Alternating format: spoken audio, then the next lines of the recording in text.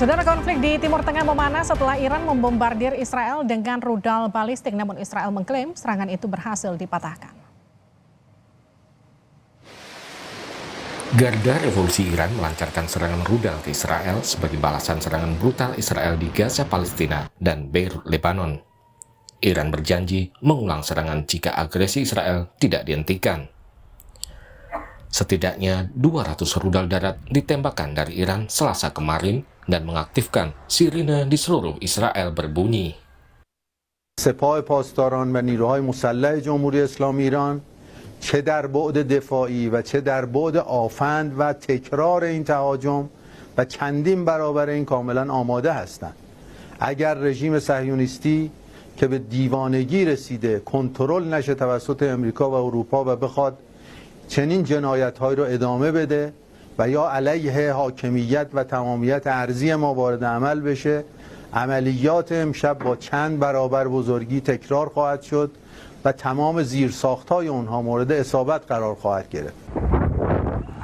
Namun Perdana Menteri Israel Benjamin Netanyahu mengeklaim serangan rudal Iran telah digagalkan sistem pertahanan udara mereka.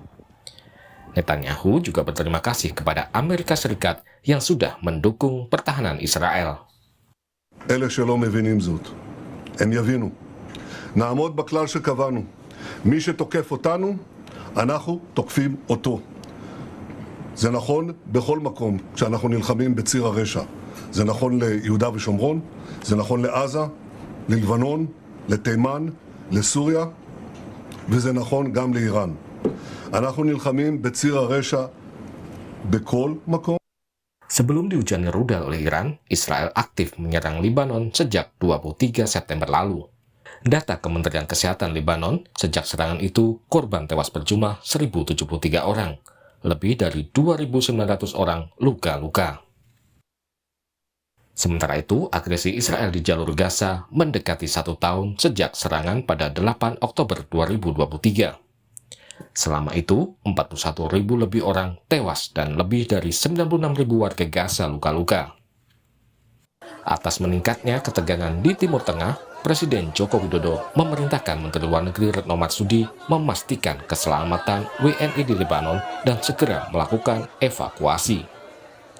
Berdasarkan data KBRI Beirut, saat ini terdapat 157 warga negara Indonesia di Lebanon. Kementerian Luar Negeri, Bu Menteri sudah saya perintahkan untuk menindaklanjuti apa yang sudah saya sampaikan agar keselamatan perlindungan terhadap warga kita di nomor 1 kan evakuasi disegerakan. Ya, itu aja. Konflik di Timur Tengah belum memperlihatkan tanda-tanda akan segera berakhir. Setelah melancarkan serangan udara besar-besaran ke Beirut, Israel saat ini telah menempatkan pasukan daratnya di perbatasan Lebanon. Tim Liputan, Kompas TV. Lantas pasca serangan Iran ke Israel, seperti apa dampaknya ke kawasan Timur Tengah? Kita akan bahas bersama pengamat Timur Tengah dari Universitas Gadjah Mada, Siti Mutia. Selamat malam, Bu Siti. Selamat malam, Mbak Livi. Bu Siti, kalau kita melihat Iran yang kembali berupaya menyerang Israel, apakah bisa diprediksi seperti apa balasan Israel nanti? Ya, kalau pertama saya ingin menjelaskan ya, ini pengamatan saya, mengapa Iran menyerang Israel. Sebetulnya ini sebagai respon, kalau menurut saya ini hanya sebagai respon atas terbunuhnya pemimpin Hizbullah yang itu orang Syiah ya, Pak Said Hasan Nasrullah, yang sebelumnya juga pemimpin Hamas, Ismail Haniyah, dan kemudian juga sebelumnya di Damaskus itu ada 7 orang anggota IRCC atau Garda Revolusi Islam Iran yang juga terbunuh di Damaskus, yang itu dibunuh oleh Israel. Dari pemerintah Iran sendiri sudah menyatakan bahwa pasti Iran akan bereaksi atau memberi respon atas apa yang dilakukan oleh Israel. Khususnya balasan ini yang saya amati bukan hubungannya dengan Gaza ya, dibombardirnya Gaza, dan Gaza itu hampir runtuh sekarang, hampir rata semua dengan tanah, ada sekian ribu ton runtuhan bangunan dan kemudian pindah ke Lebanon. Tapi lebih kepada reaksi Israel itu lebih kepada terbunuhnya Hasan Nasrullah kalau menurut saya, pemimpin Hizbullah yang itu memang punya hubungan dekat dengan Iran.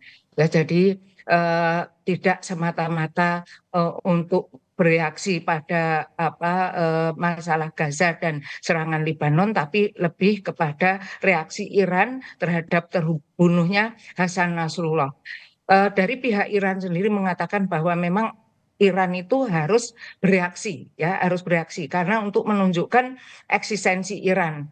Dia juga sudah mengatakan beberapa yang saya amati, Iran akan memberi reaksi proporsional tidak berlebihan, hanya sekedar menunjukkan ketidaksenangannya kepada Israel yang telah membunuh para pemimpin Hizbullah maupun Hamas maupun pemimpin Iran ya sebelumnya itu juga 2 tahun yang lalu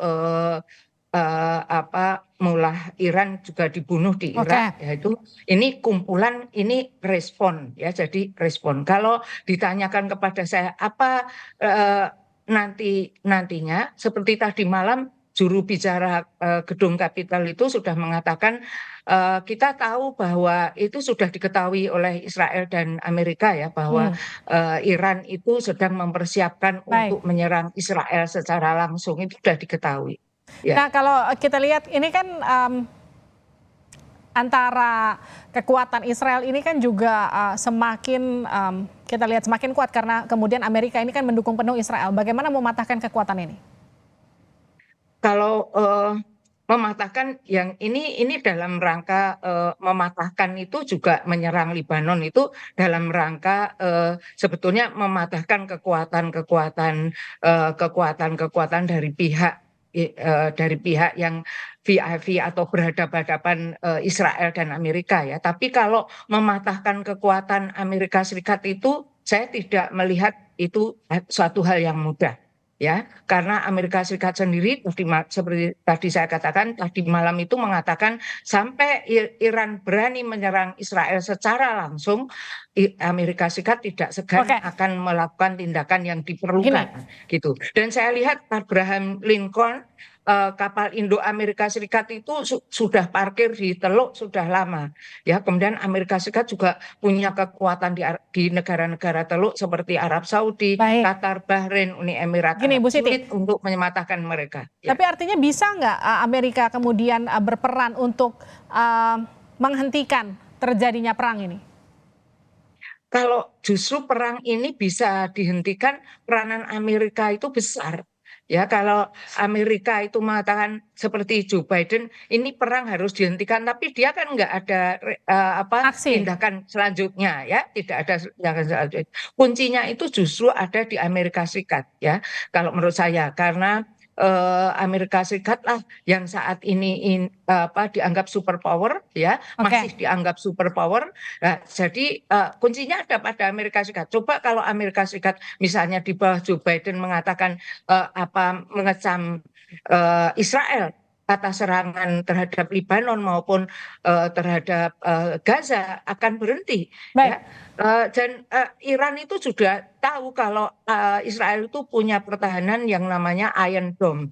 Itu bisa menghalau semua serangan pada Israel ya. Itu sudah diketahui. Jadi ini memang serangan yang artinya kecil, tidak ada artinya ya, hanya untuk menunjukkan eksistensi. Tapi nanti Israel membalasnya biasanya akan lebih besar ya, exaggerate gitu, berlebihan begitu. Nah ini kuncinya ada di Amerika untuk mau mengendalikan Israel atau tidak. Baik. Artinya gini, kita kan butuh negara-negara yang bisa kemudian jadi penengah atau kemudian bisa melakukan negosiasi secara langsung paling tidak dengan kondisi seperti ini. Kalau dengan serangan Iran, apakah kemudian negara Timur Tengah akan mendukung, akan bereaksi atau justru tetap menahan diri? Ya, itulah yang sekarang ini ada kecenderungan bahwa Arab Saudi itu sudah mau menunjukkan tindakan tegas ya terhadap Israel. Dia sudah mulai mengecam Israel yang akan mengecam Israel atas serangannya terhadap Gaza gitu. Sudah ada kecenderungan itu ya, sebetulnya negara-negara Arab itu mulai bersatu. Kita tahu Arab Saudi dan Iran itu ditengahi oleh Cina ya. Mereka punya hubungan yang tidak harmonis karena Iran digambarkan teroris dan lain sebagainya, digambarkan mempunyai senjata pemusnah massal. Nah, itu oleh Cina itu tahun yang lalu itu didamaikan ya, mereka bertemu dan kelihatannya ada rekonsiliasi. Inilah mulai kekhawatiran Israel bahwa kalau negara-negara Arab bersatu, yaitu berarti ancaman bagi Israel. Artinya negara-negara Arab harus bersatu ya, untuk kemudian bisa meredam perang terjadi. Iya, itu idealnya ya. Tapi sampai kalau serangan kematian Hasan Nasrullah maupun serangannya terhadap Lebanon yang telah memakan korban 1073 orang itu, dan 20 kota sudah mulai dibombardir, 20 kota itu tidak sedikit karena Lebanon itu adalah negara kecil gitu. Itu harusnya sudah dihentikan gitu. Harusnya ya, sudah bereaksi Timur Tengah begitu ya, negara-negara di Timur Tengah ya, tapi ini masih belum ya. Tapi ya masih belum. Saya masih melihat belum ya. Hanya ada indikasi bahwa Arab Saudi mulai mau mengecam Israel begitu, tapi belum secara pasti. Nah, ini adalah kuncinya, itu ada tokoh yang bisa diterima kedua belah pihak. Kalau Presiden Amerika Serikat yang sebelumnya itu misalnya Bill Clinton ataupun Barack Obama itu didengarkan oleh kedua belah pihak. Nah, ini Joe Biden mohon maaf kok diabaikan. Antonio Guterres sebagai sekjen PBB juga tidak dihiraukan oleh Israel. Kita membutuhkan tokoh internasional yang punya pandangan-pandangan untuk perdamaian. Itu yang kita ini vakum.